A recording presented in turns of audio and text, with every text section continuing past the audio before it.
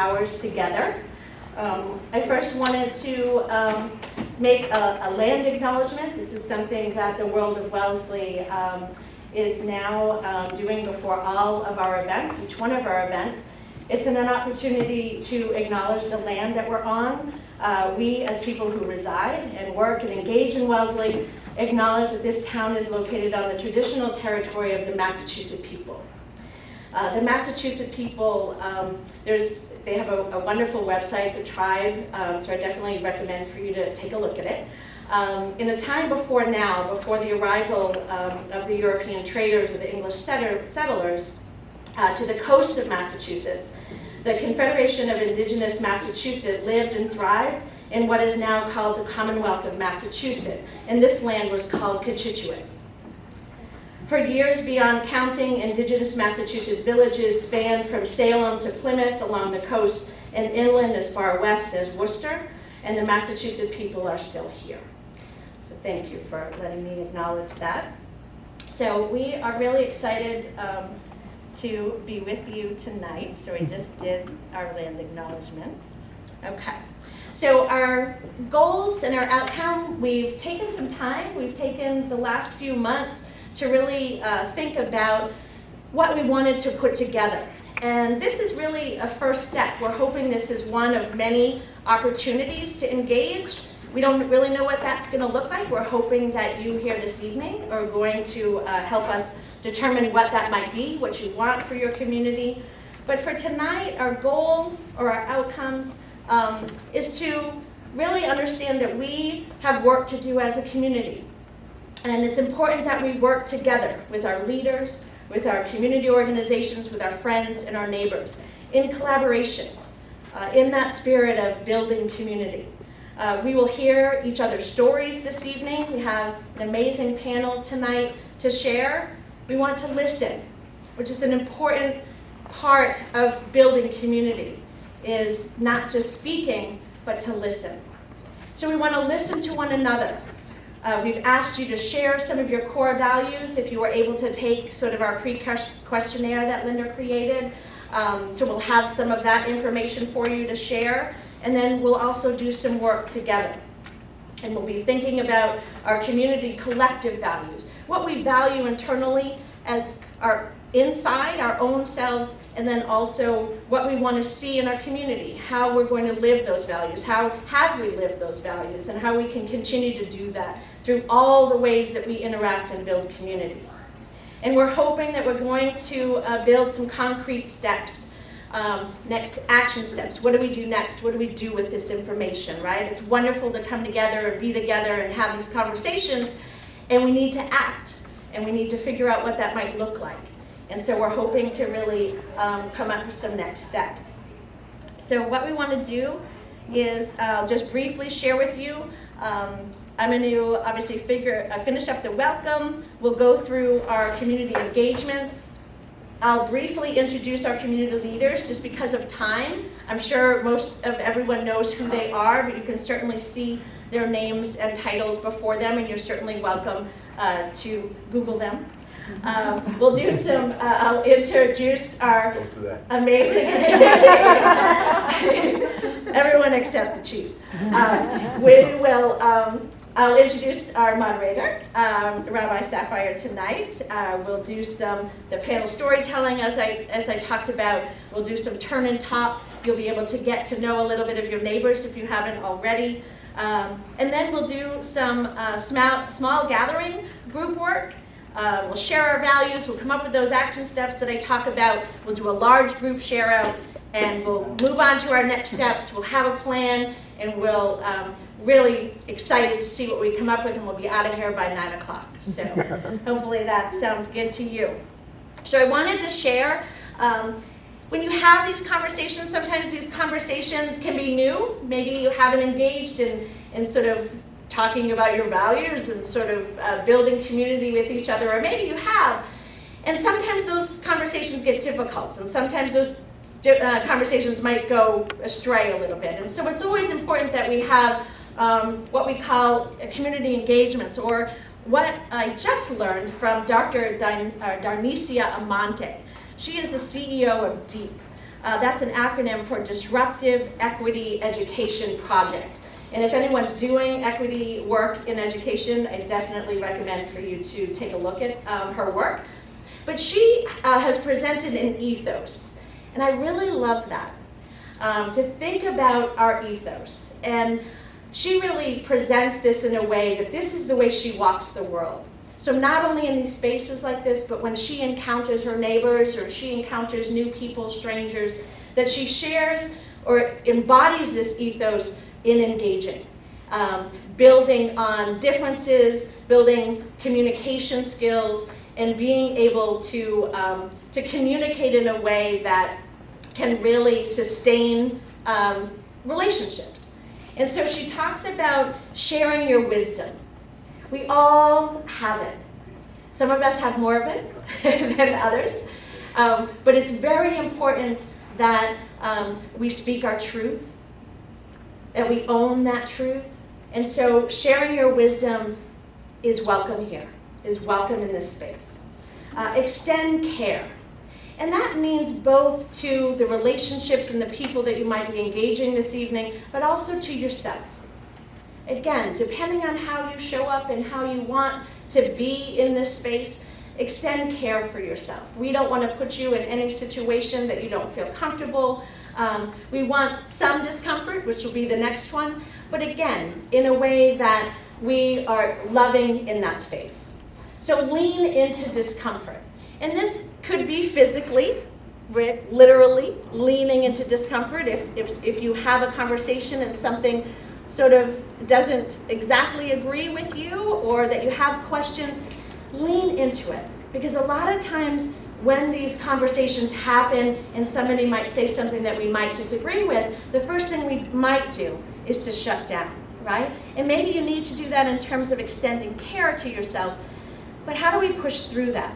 How do we use maybe deep breathing and other techniques to be able to keep ourselves present in the space? We are all here because we really care. We wouldn't be here tonight if we didn't. And so lean into discomfort, please. Own your learning. So you're here in the space to take out of it what you'd like. We hope that you share what you've learned. Maybe not exactly in terms of, if there's anything confidential, although it's on cable, so there goes that. But definitely own your learning, go at your pace, and certainly do what you need to do. Engage in humble inquiry. And so again, I think this ethos, I think you sort of get the picture of what it is now, is really, again, when you're leaning into discomfort, when you're owning your own learning, when you're sharing your wisdom, be humble in that inquiry. Be humble in the questioning as you're working with each other and as you're listening this evening. And this is the one that I really don't like. Expect and accept non-closure. I am very much a person, I don't know if you feel this way sometimes, but I want to get it done. I want to feel that there's something that I can, close in a sense. And sometimes we have to realize that does not happen. That this is a journey, that this is ongoing work, and we are very grateful that you're here this evening and understand that we're going to do our best in the 2 hours that we have together, but we're not going to get everything done. We're not going to get everyone's questions answered, and might not be able to fulfill all of your expectations, but we're going to do our best. So can I have sort of a cheer or a snap or a clap that we can all agree to these ethos tonight? Does everyone feel comfortable with that? All right, excellent, thank you. All right, excellent. So I am just going to, as I wrap up, briefly just introduce our amazing panelists tonight. So I am very excited. I'll start down at the end with Associate Pastor Diane Seaborn. She is with the Wellesley Village Church, so there's Diane there. Diane and I are Wellesley High School graduates, 1986. No, not 68. Born in 68. It feels like born in 68, graduated in 86. Yes. So Diane, welcome. Thank you for being here. Okay, and then we have Adriana Voci. Where's Adriana? There she is. So Adriana Voci is a board member of World of Wellesley. She is also a Wellesley High graduate a couple of years ago. She is now a student at UMass Boston and an amazing person, so we're really excited to have her this evening. And then we have Dr. David Lucier, who is our superintendent of Wellesley Public Schools. So we're very excited to have you here, David, of course. And then we have our Wellesley Town Executive Director, Megan Jacques. So Megan, nice to see you. Thank you for being here. And we don't need a ton of introductions, right? Does everyone know our Chief of Police, Jack Pilecki? Very excited. Why does that sound bad, like everybody knows? Right. You just have a wonderful personality, and everybody can just see you coming and run. No. So We're talking thank later. you. Yeah. And next to Chief Pilecki, we have Ann Maralanza, who is representing Building a Better Wellesley. She has an amazing Facebook page, and there's some information on the World of Wellesley website about Building a Better Wellesley, and get to talk to her if you don't know what that is, and then she'll be able to share a little bit tonight. But again, very, very exciting what our community is doing. And then we have Linda Chow, who is with the Wellesley School Committee. Obviously my partner in putting this all together, so I'm very, very grateful to Linda and coming up with these, again, everything that we've put together with our amazing moderator tonight, who is the Associate Rabbi at Temple Beth Elohim. This is Rachel Sapphire. And so I am going to just briefly introduce her before she comes up and I move out of the way. Okay, so Rachel has been in the community for 11 years at Temple Beth Elohim in Wellesley. Rachel is committed, for sure.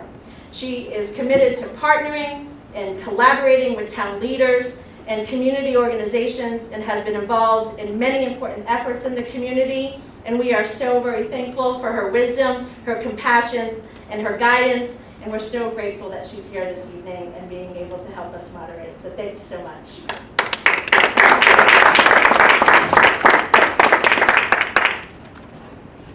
Well, gratitude to you, Michelle. So thank you for bringing us together, partnering with Linda. I need to bring this down a little bit lower. I'm used to moving around a little bit, so I'll do my best behind the podium. I want you to be able to see me and hear me. So thank you for being here this evening.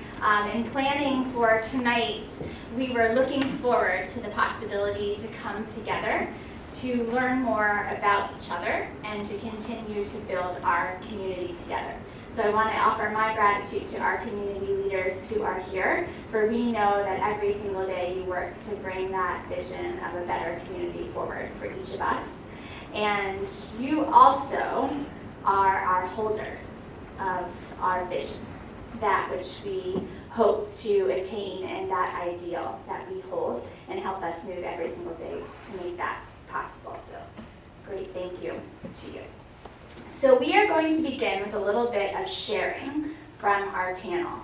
And one of the questions that was critical in planning our evening tonight was thinking about our core values as a community, and our core values, institutions, organizations working within Wellesley to serve our community. So you may have taken the little survey or questionnaire that asked you to think about the core values. And each of our institutions that we represent work from mission, vision, value statements. So instead of just preaching to you, although I can do that quite often if you want to listen, instead of just telling you about what values are most important to you, we wanted to make sure to illustrate them. So we're going to ask each of our panelists to speak for 2 minutes. My friend Linda over here has a little tool as our timekeeper. See this? You have 20 seconds left. And then she's going to flip it over when it says time's up. This is all, we're going to hear something maybe. This is all to remind us to respect one another, and we want to keep our evening moving. So I'm going to thank Linda in advance for her timekeeping and also ask us to respect the time. So I'm going to start. We are going to ask our panelists to tell a story that illustrates our highest values. Think about our values, and when they come to play, what is it that they look like? So this reminded me, a few years ago, my Temple Beth Elohim has a fellowship partnership with St. Andrew's Episcopal Church on the other side of town. And we were planning a Sabbath, a Shabbat evening dinner together. We were going to share our worship experience, we were going to share Bible study together, share a meal together, and build our fellowship.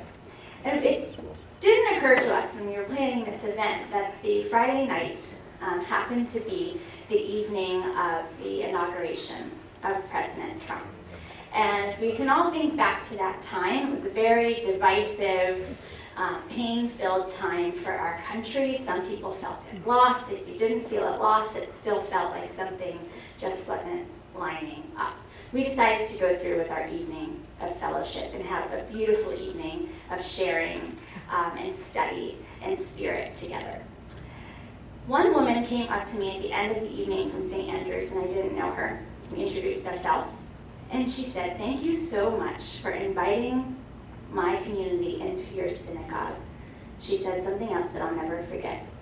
"I never knew how beautiful Judaism could be." This is a moment that I was feeling fearful, that I was wondering if the community cared about what it meant to be Jewish. And here was a woman saying to me, "I understand that your tradition and your community has value, and I'm your neighbor from down the street, and thank you for sharing it with me." So for us, part of our vision is to strive towards shalom, wholeness, and I would like to think in that evening that it had a lot to do with unity and sharing, and that's what brought me great peace. So we, in no particular order, although I have a list that we're going to share, so I will just follow. I will ask our community members to each share a story of our vision come to life. So do we want to start with Diane? Do you want to start? Sure. I wasn't sure.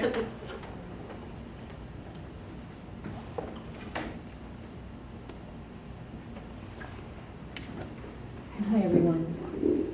At Wellesley Village Church, we are a Christ-centered Christian church, and particularly in the cultural and I would say political climate that we're experiencing in this country, we're really striving to place our Christian values in a way that is a place of service, so that folks in our community have a sense that we are service-oriented and that we are inclusive. And there's always more that we can be doing to do that. A couple of things that come to mind. One that comes to mind is, we've been experiencing a lot of gun violence in this country, as we all know. And after one of the mass shootings, I think perhaps 2 or 3 years ago, the congregation of Wellesley Village Church was trying to find ways that we could respond to that in a way that felt meaningful. And so the congregation came up with the idea of hanging orange ribbons outside on the property of Village Church to protest gun violence. And so everyone was encouraged to bring in big reams of orange ribbon, and we cut them all up. And after worship one day, we went outside and hung them up on the trees and from the signs. And what was really interesting is, there were people in town who really didn't know where Wellesley Village Church was. And if you don't know where Village Church is, it sits on Central Street, and it's up on a little bit of a hill. It's kind of across from Pete's Coffee and the post office. Wow, I am talking, okay, I'm almost there. And I was surprised to learn that there were people who had not known where Village Church was until they started to see the orange ribbons. And it doesn't matter what walk of life people are from or what faith community they're a part of or no faith community, but they noticed that we were taking a stand, and it felt like a way to make connections with the community, one of the ways, and there's more work to be done. Thank you, Diane. So let's just pass the mic, and we'll go ahead and share in order, as it really doesn't matter what order we share. So, Adriana. I think time that really illustrates the values that I hold of. Hold it really close to your mouth. Yes. Okay. Thank you.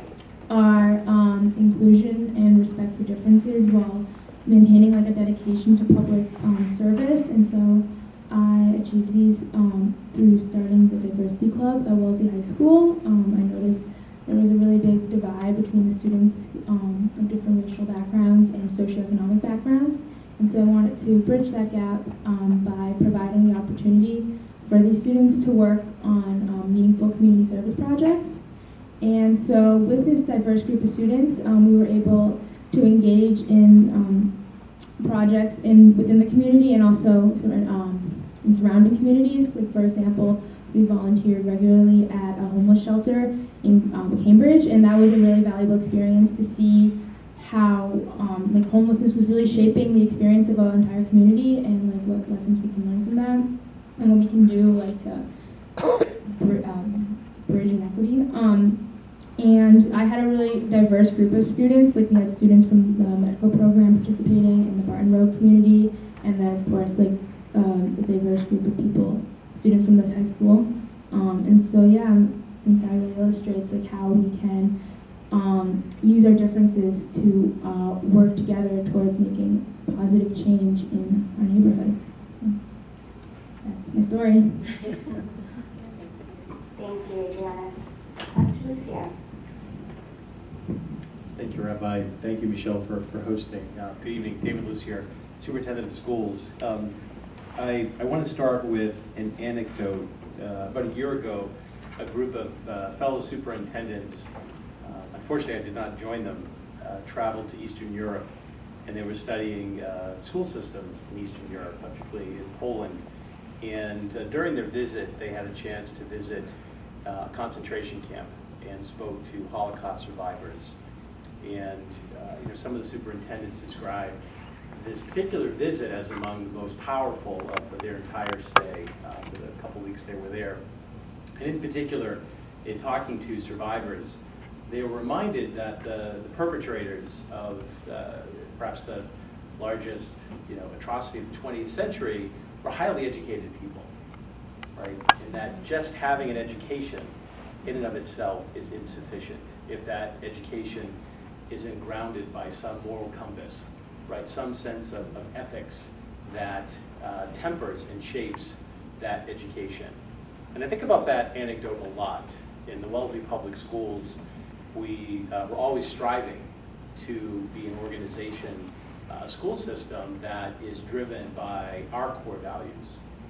And I'm not sure if these documents are out on tables or you saw them electronically. They're certainly posted on our website. And some of our core values you'd expect, things like academic excellence, but additionally, commitment to community and respect for human differences and cooperative and caring relationships are three of our core values that are so important. But as I've been reminded by other colleagues, you only know if you live your core values when their violation evokes an immediate response.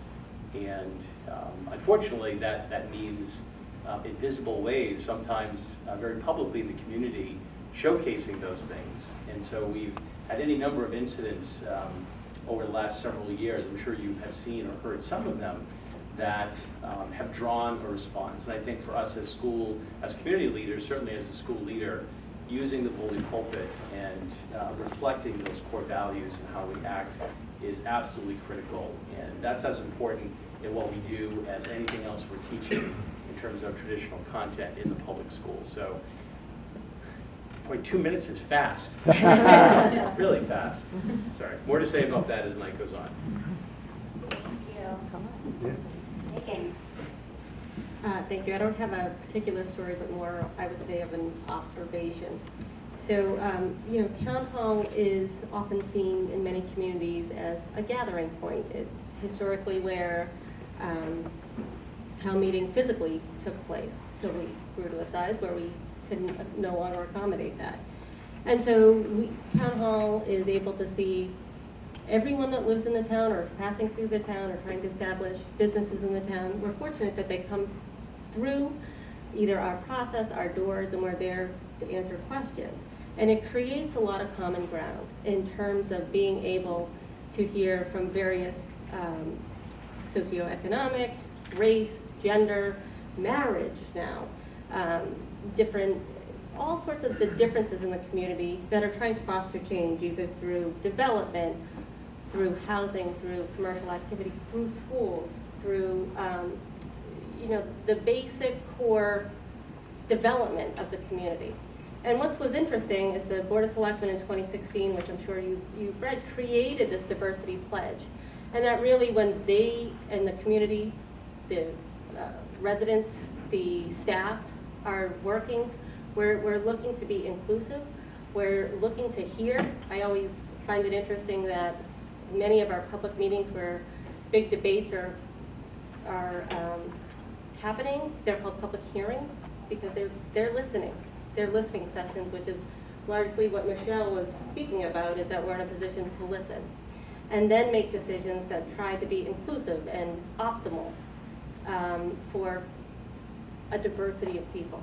And what I think was really interesting is when we designed our unified plan, one of the key groups, we had a steering committee, and if you look at the values here, which also talk about fundamental education, our environment, the first one listed is diversity. And so we've ingrained that into our government and our daily operations. You're going to be stretched there.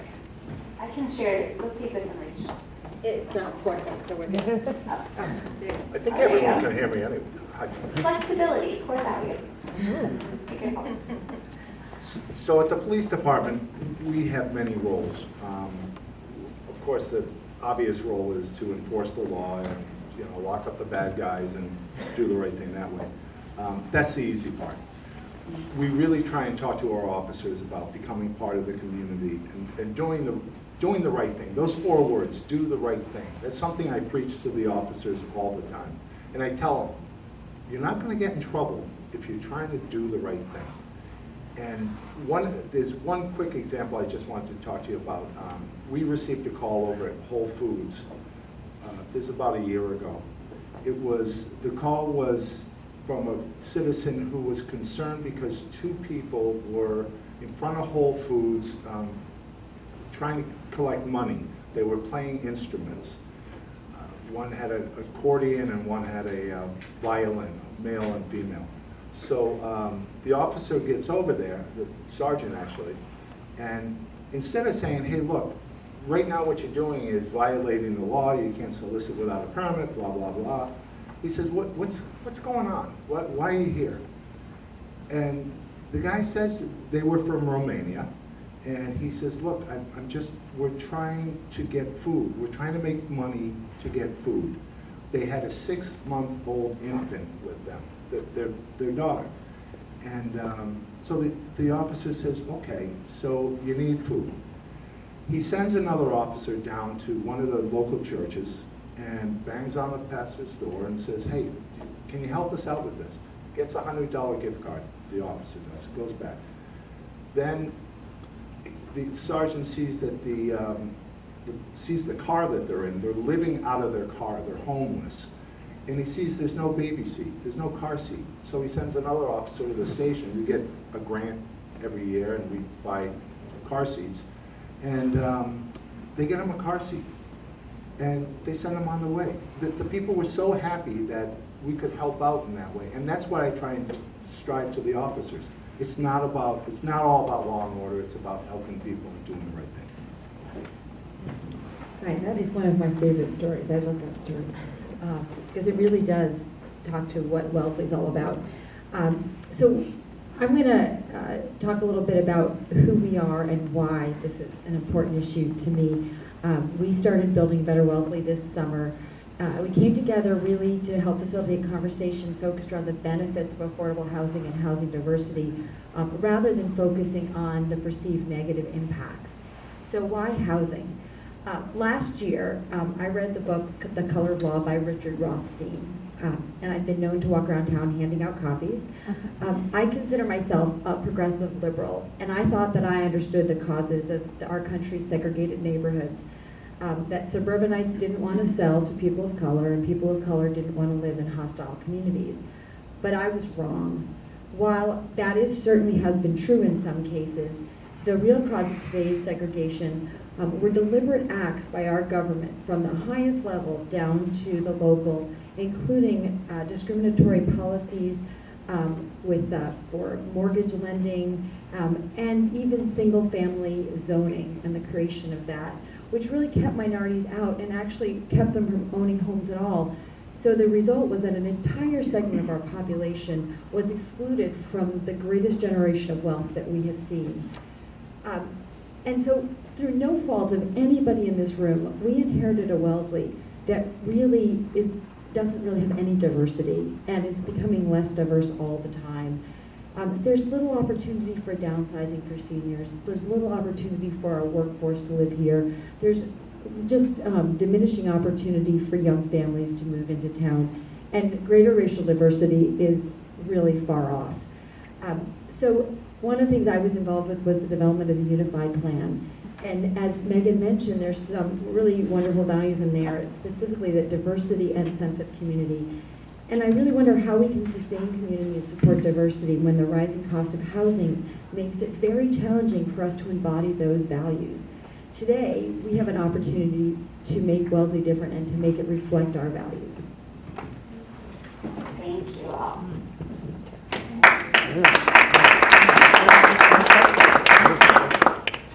So, as you could see, we only gave them about 2 minutes to open the conversation. We're hoping that we are able to share much more throughout the evening, but this is really to be a first taste of what it is that are on our community leaders' minds and what it is that they're striving to achieve in our community. So we're going to ask you now, we're a little bit ahead of schedule already, so we're going to take about 5 to 7 minutes and ask you to please turn to a neighbor or two and discuss. First of all, what is it that you heard from your community leaders? If they didn't explicitly mention the values that they are working towards, what is it that you hear from their stories? And we'll give you also the space to add what resonates with you as well.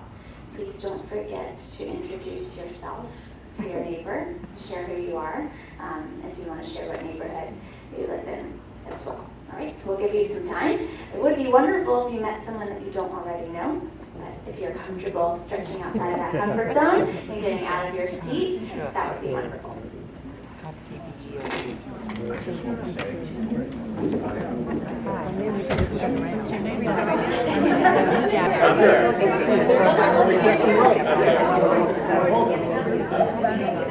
All right. So hopefully you've been able to share with a neighbor. Also voice a little bit about what you are hearing and what is on your mind. So we would love if you would share back with us what it is that you discussed. We're looking for the major, she's going to go on the road. If you can share back with us the main point of what it is that you talked about. And because we're running on schedule, we thought, because you're all here also to hear from our community leaders, if there was something that someone mentioned that you would like to comment, or if they have a question that you would like to respond, we have time from our panelists as well. So let's make our way around the room. Who wants to share back first? And please share your name first as well. Did I see your hand? No. Oh, I was just going to roam around until someone. We were forming community. We are hoping that the conversations that you shared will come forward so that we can work on them together. We talked about inequity, the lack of diversity in Wellesley, and the encouragement that we see with the efforts that the town is making to comply with 40B requirements and expand the number of affordable units in the community, and other efforts in those directions. Great. That value of equality that we strive for, and some concrete next steps that we're really proud are taking place. Thanks.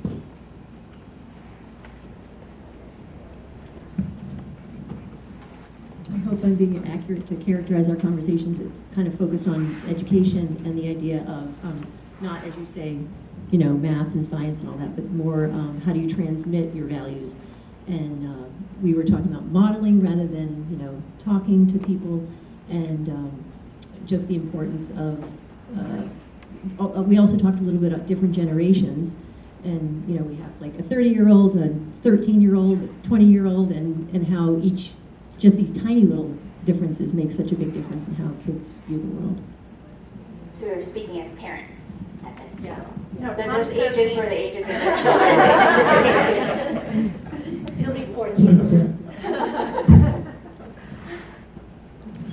Lori, over here. Okay, this thing is really. So I'm Lori Kay. I met Kaylee behind me, and we talked about what resonated with us. And she shared that your story about partnering with St. Andrew's Church was very meaningful, and that was the sense that I had, that it's really kind of almost like a one-on-one, where you get to know one another of different communities, because we stay in our own little silos, and it's nice to open up and really work together with different religions, with different races, and we really need to have that happen in Wellesley in our lives. And also for me, the chief really hit it on the head. I loved hearing that you talk to your men that way, to say. And women. And women. And women. And women. I didn't know, do we have women in the force? Yeah. Yes. Well, that's good to know. I'm only here for Lieutenants. 2 years. You'll have to introduce me to all the women on the police force.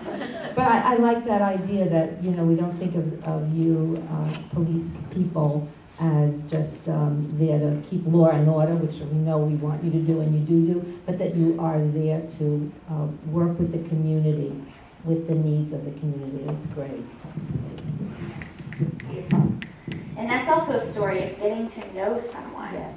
Does make a difference, right? The officer's ability to speak to them as people and not just somebody who might be breaking the law. Yeah. Beautiful. Any other share backs, what it is that you talked about in your groups? Sherry over here. Sherry Kassir. I would be remiss, and Ann Mara would be angry with me if I didn't mention that we spoke about affordable housing and the lack of diversity in Wellesley as well. I met Greg, who says he's from Newton, has only been living here a couple of years, and they're facing some similar issues in Newton. He's lived through some of these wars. So we spoke about how we might change people's opinions about what affordable housing might look like and might be. So that's something for us to think about in the future.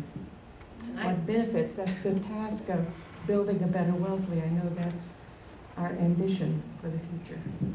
Interesting. So sometimes we may have a goal that we want to get to, but we might have to be flexible in the way that we're creative in the way that we get there. There might actually be a new way forward that we haven't thought of before, or wasn't our original idea. I just wanted to make a comment about that. I was out on a bike ride through West End recently, and there are all these signs, you know, stop the monster, their view of the affordable housing. And these signs are out in front of these mansions that are like 10,000 square feet on, you know, 4 acres of land for 3 people. And I think something is wrong with this picture, you know, so you have to do a little attitude adjustment. It's really hard. Any others? Thank you.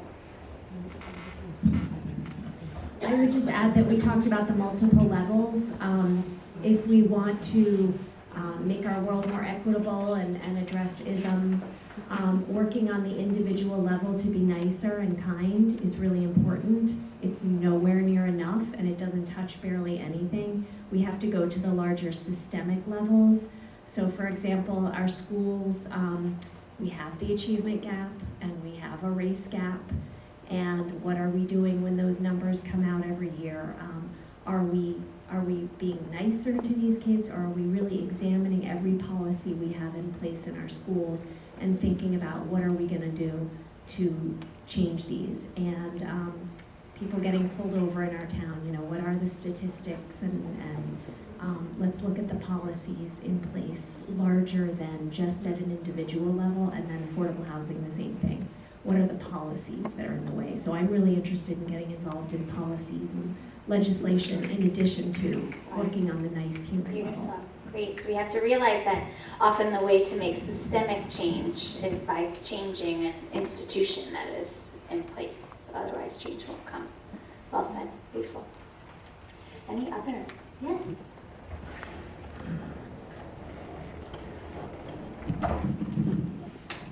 I'm John Schuler. I've lived in town since birth, which is about 88 years. George and I, who were here, were talking about diversity and public housing.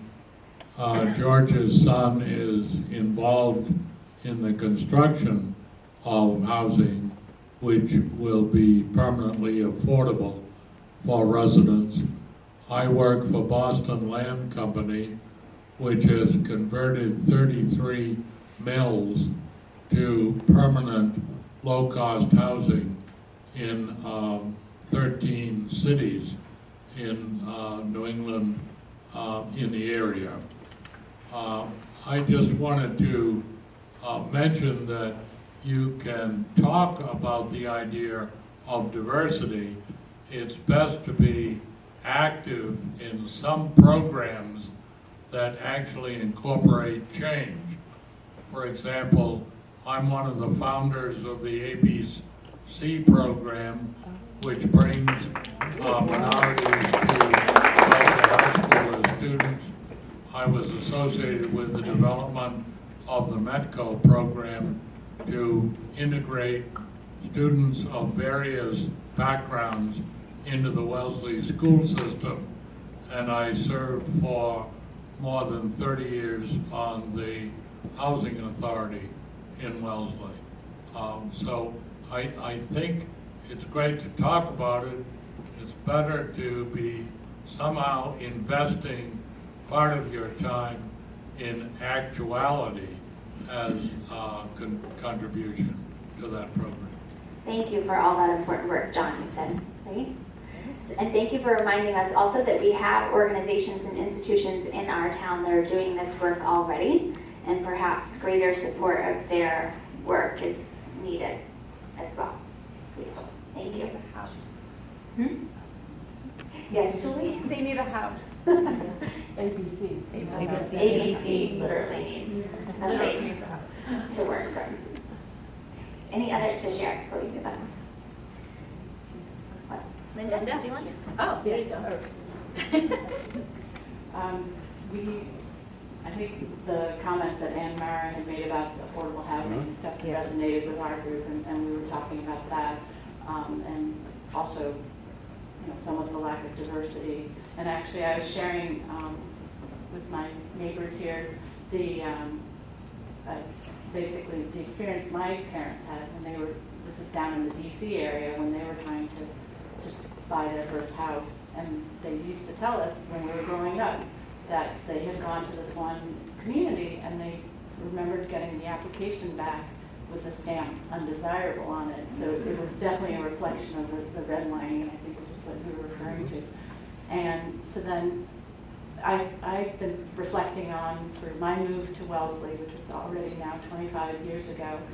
And when I live in the Fells area near the Hardy School, and I can remember the realtors were actually describing it, or the realtor we worked with said, "Oh, that's the diverse area." And the way she said it was kind of a derogatory way. And she qualified it by saying, the moms all work, or something like that. It was kind of Even worse. Yeah. So then fast forward to about 3 years ago, the house behind the house where we live became available, and we decided to, my husband and I purchased the house, and we wanted to move my mother from the DC area up here. And I felt very comfortable with the decision because I definitely had seen that that area has become a lot more diverse, and certainly, we know the Hardy community talks a lot about the diversity there, and in particular, as it turns out, a larger Asian population. So anyway, for me, I'm finding that it was an optimistic experience, that it's become more diverse in my opinion. Little story of transformation there. So we are going to take this opportunity now. Go to the next. Let's remind ourselves of our values here. You already those. Okay. So we are going to move now into our group work. And I want to share some brief teaching about community organizing and making change happen. So it is really important to acknowledge the world as it is. And we might grumble about it. We've heard a few things that are disappointing to us. We acknowledge that the world as it is not perfect. And in community organizing speak, we say that something really has to agitate us or bother us in order for us to be encouraged to take any steps to building the world as it should be, which, by the way, is a Jewish term, that we are working in our theology. We work in our present day to build the world as it should be. Okay? So we acknowledge the world as it is. It's okay to complain about it because that leaves us room to work towards the world as it should be. So let's go to the next slide because, did you really explain? I'm going to take a moment to explain here. We'll take a pause and we'll use this as inspiration to move us into our group work.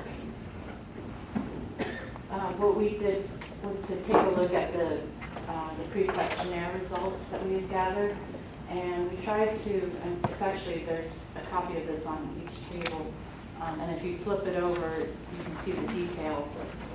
Basically, we went through and tried to pull out sort of the commonalities between the different responses. So we used this word cloud to show which things were emphasized more, and of course those are the words that are in the larger print. And then some of these were mentioned maybe in a single instance. So that's, you can see caring certainly stands out, respect human differences, equity and fairness. So if we were to paint a picture of the world as we want it to be, these values would be prominent. Right? So let us move to the next slide. We want to split up into group work, and if you could perhaps diversify your groups as much as you can so that our work is productive. We want to use this time together as a working session, all right? So perhaps you have put your finger, your group can name something that it is not as it should be, okay? And we want you to name the values. Be able to picture what is it that you want to achieve, okay? Where are we in that order from as it should be, as it is to where it should be? And what do we need to do to get there, okay? So we want you to think to yourself, where are we now? Where is it that we want to go? And of course, the million-dollar question is, how do we get there, right?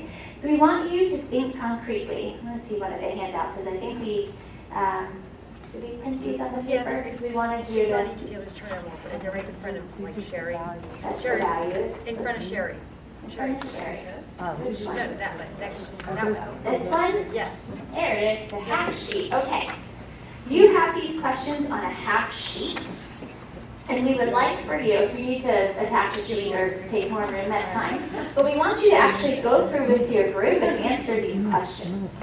Use this as a worksheet. It'd be great if you put your names on this worksheet and be as specific and concrete as possible. We realize that every single table or group may want to think about, actualizing something different.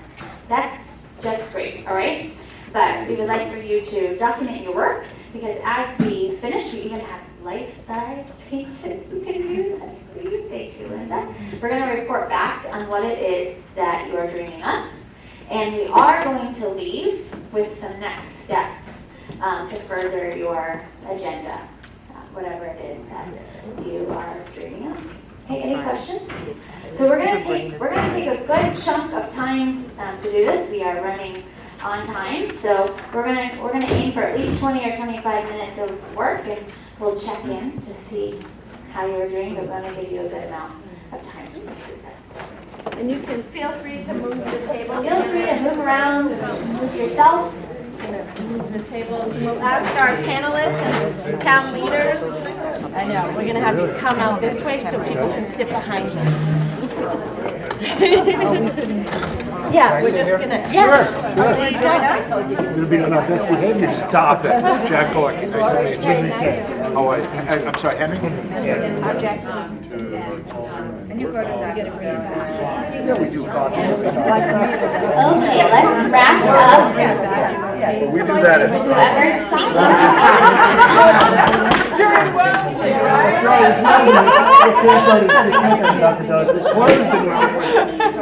got five. One just closed.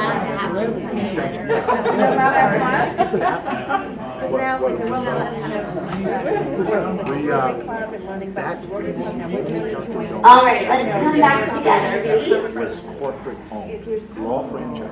So Michelle, where's your road microphone? I put you to work again. Okay, so it would be wonderful. We wanted to leave with some ideas for next steps that came from our time and our conversation together. So it'd be wonderful if we could just have one person from each group share the big thing you were working on. Like, what was not ideal? What was the problem? And give us, if you have more than one, amazing, but give us one or two next steps that you want to do to tackle that, to begin to create the world as we want it to be. So, looks like this group is going to go first. I'll hold. You want me to hold it up? Yeah. Oh, yeah. And the big guy So very quickly, our value is equity, fairness, and respect. We were focusing on affordable housing, but we were also saying in the where are we, that we're not a very diverse town. There's an external perception of elitism, and there's a lack of affordable housing. And in our what to do, we said that an action item is to support the governor's housing bill and to change the voting requirement to a simple majority so we can get the 40B plan passed. And support building a better Wellesley here on Mara's program. Thank you. And so we said, what action is it? And we said two things. If we build it, they will come. And if we build it, they will stay. Meaning the seniors who want to downsize can stay. And we can invite more people to come into the community. And more racially diverse people.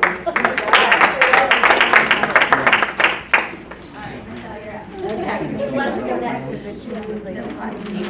They're still working. You want to go?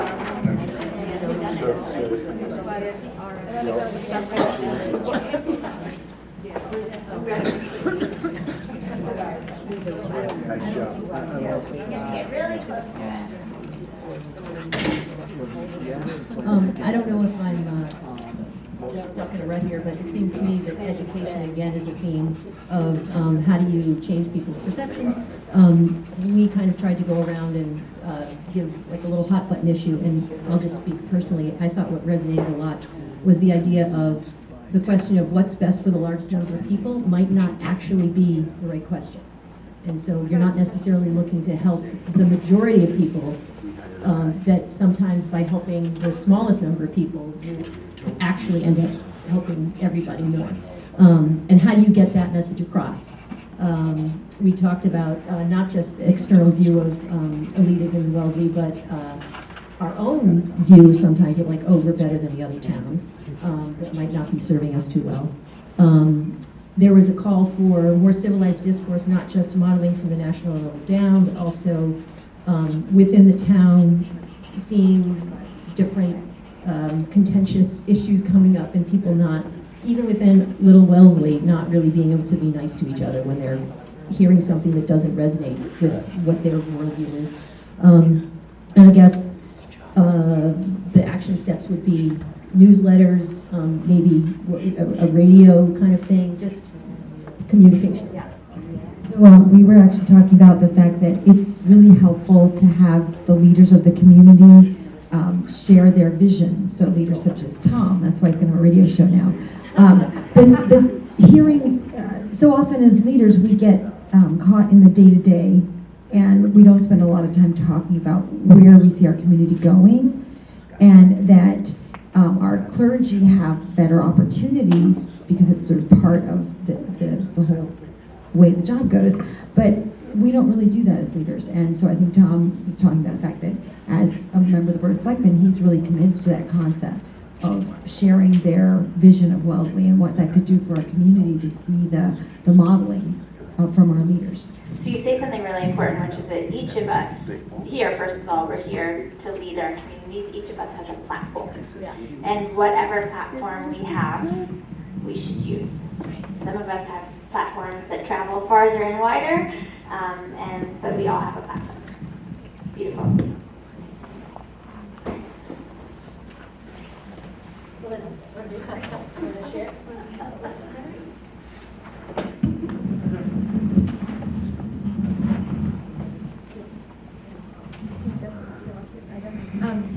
We kind of went all over the place, and yeah, we talked about our values. Right or wrong? Right. Go for it. Leadership and communication, respect sort of being at the base of all communication.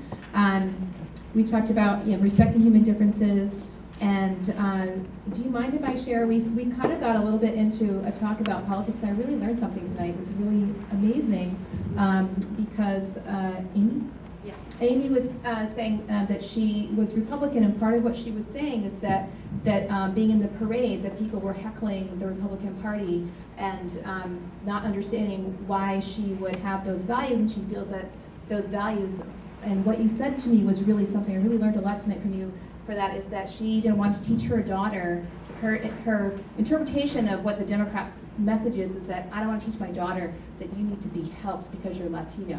I want to teach my daughter that she can stand on her own and she can go and make it herself, and she's not going to be told because you're Latino that you need help and we want to help you. She wants to be seen as empowered and being able to, did I say that right? A little bit. But anyway, it was really enlightening for me. I was like, oh my gosh, I've never thought of it that way. So that was really great to hear that from you. And then we talked about Reverend William Barber. I don't know if anyone's familiar, right, with the Moral Mondays. Poor People's Campaign. Yeah, the Poor People's Campaign. That it would be interesting if there was some way to, do something like that, maybe in the Wellesley community. And this would be the organization to do it. So anyway, it's a beautiful movement, and it's just getting people together to talk about values and not based in any other political or religion or anything like that, but just the values that we have as families. So anyway, anybody else? Beautiful. And I eavesdropped in this group a little bit, sat down for a little while. I know that a lot of the conversation revolved around having conversations about each person's human worth and respecting for who you are, right? More conversations. Does anyone want to share? Oh, I get to? Okay. Okay. No, I think it's okay. So we had an interesting conversation as we were trying to, this is tough. This is really tough to sort of think about. And all of our positions and all of our spheres of influence. And we had this young man who is from DC area, and so, you know, again, his sort of experience and sharing sort of coming into Wellesley and how he sees things and how he sees things different because of his lived experience of being somewhere else. We shared a story of someone who's not from this country, who had reached out, not wanting to come this evening, who was raised in a country in Africa and didn't understand why we had to even talk about our values. Why do you have to get together and talk about your values? Don't you live them? Don't you know what they are? Aren't you born with them? And so you have these values. And so you shouldn't be talking about your, your core values. You should be talking about your core problems, because you clearly have problems if you don't have values.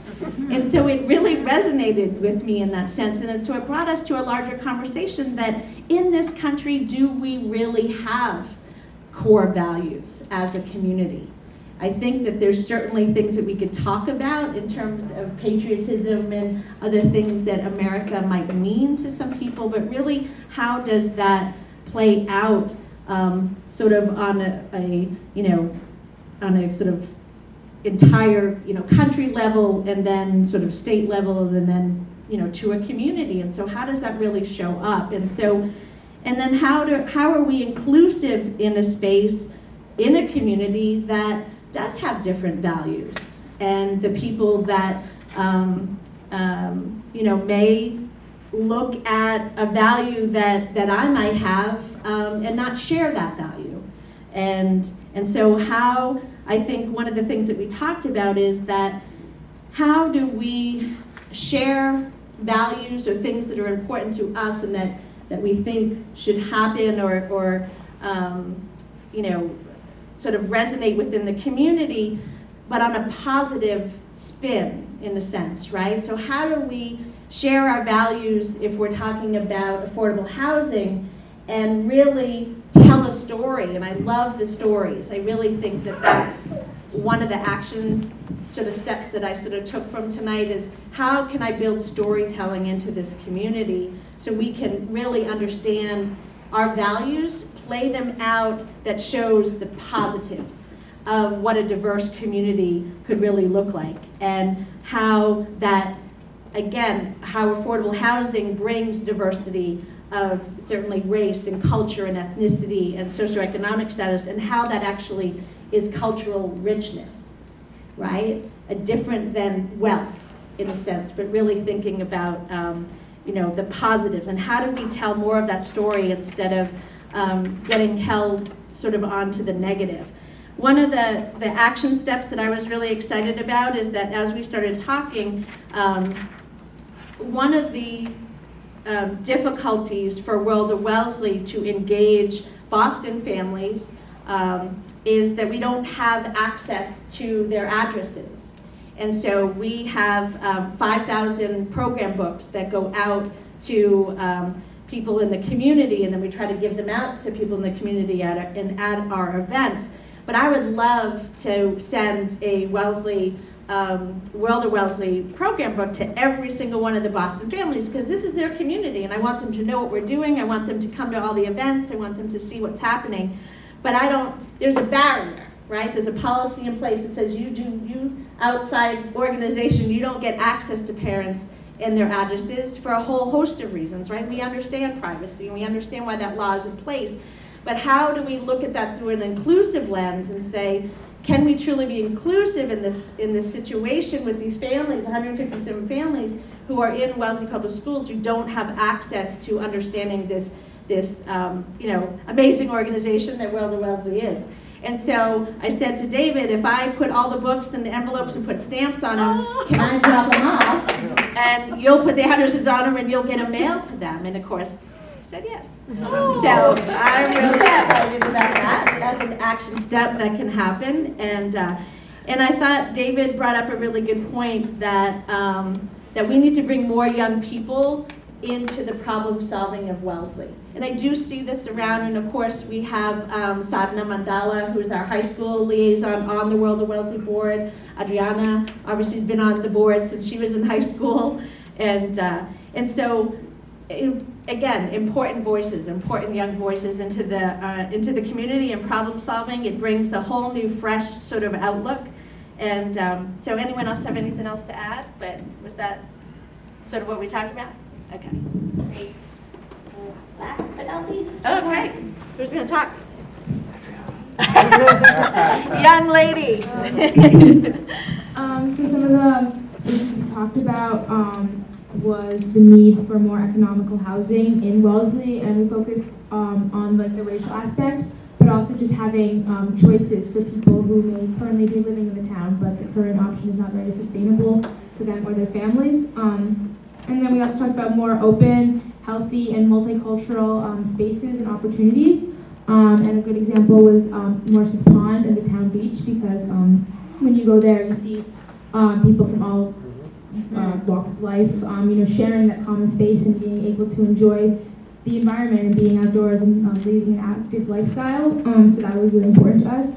And then kind of going on off of that idea was to have somewhere in the town, like a public center or house or something for students, particularly those in middle school where it can be particularly tough transition, and for them to come from diverse backgrounds, to be able to include the Boston students and the Barton Road community students, and that space could exist, for them to host play dates, because, if they live in Boston, it might be hard for them to coordinate play dates with the town kids, but if we had that space, that could help fill that need. And then also maybe there could be some tutoring there, the high schoolers can come and tutor the elementary students or the middle school students or even each other. And so I think we think that having that space would open a lot of opportunities for everyone. And then our kind of action statement was that we would like total commitment from the town as a whole, not just the school system itself, but from everybody, to work towards ending the achievement gap between students of higher socioeconomic privilege and those of lower socioeconomic privileges, because right now the gap is really, really wide. And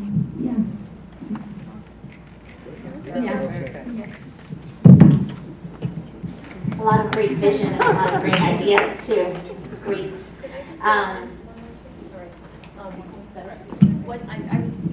When I filled out the online thing, it was the first thing I wrote, and I see that it was on the back of this core value thing, and it has not been mentioned at all tonight, which is the sustainability stuff. So I just thought I'd throw that out there, that's a hugely important core value for me, and it ties into one thing that I always like to say: I try not to take things for granted, and I'm hugely appreciative to whoever's responsible for all the open space we have in Wellesley. And it's just great, and I love Morse's Pond, and so yay, Wellesley.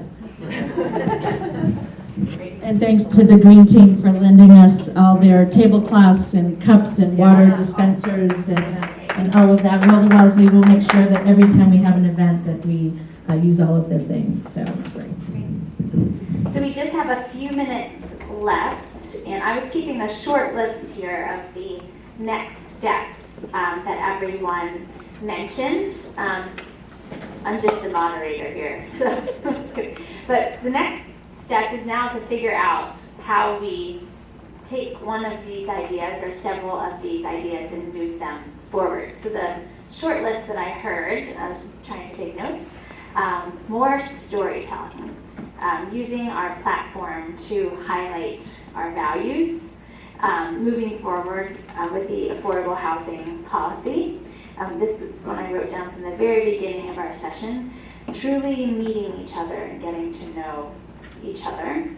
One of the action steps, sharing World of Wellesley, seems to be in the works.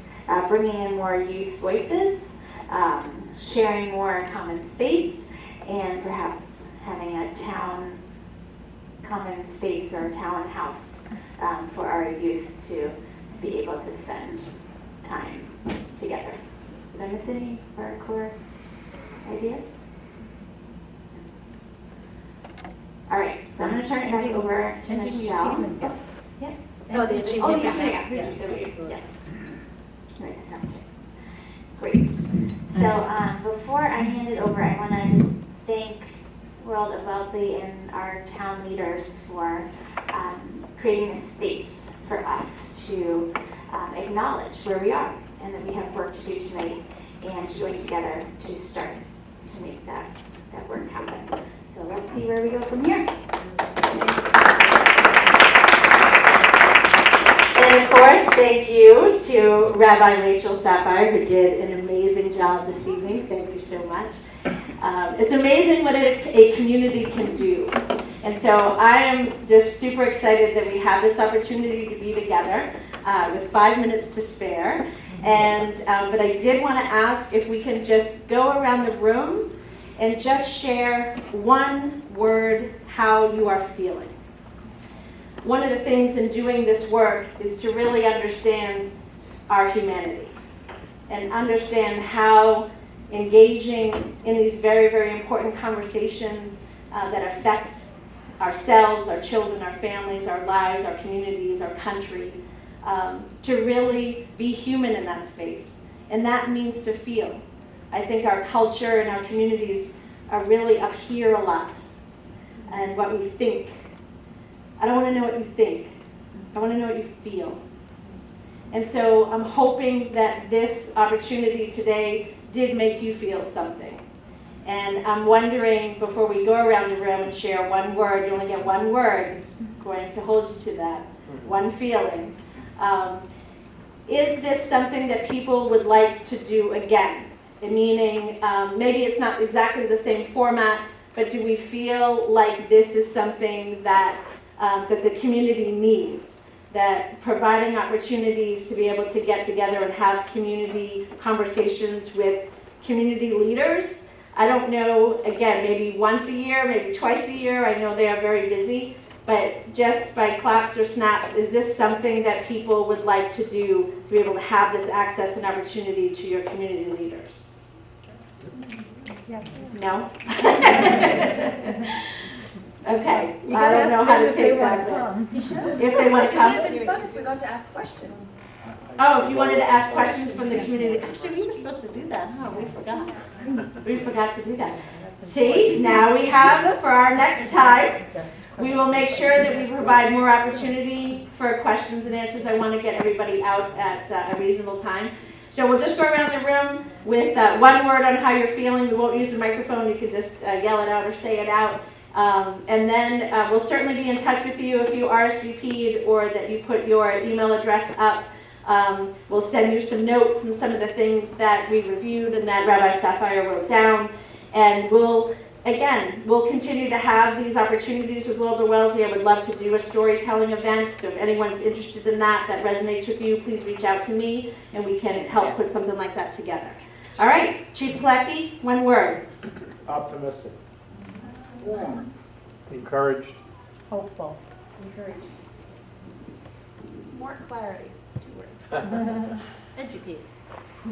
Motivated. Challenged.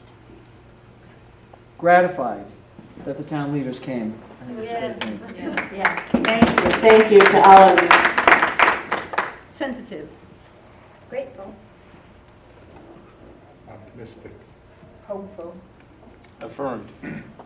Hopeful. Good. Hopeful. Courage. Grateful. Marguerite? One word. No? I said. Okay. Small. Good. Optimistic. Connected. Connected. Caring. Caring. Mustard seed. We'll put it You gotta together love and make John, it right? make it Mustard sing. seed. Okay, he feels a little spicy. Paul, how are you feeling? Innovative. All right. Well, I am very grateful and I'm so thankful for everyone. Be safe and have a good evening. All right, Rachel.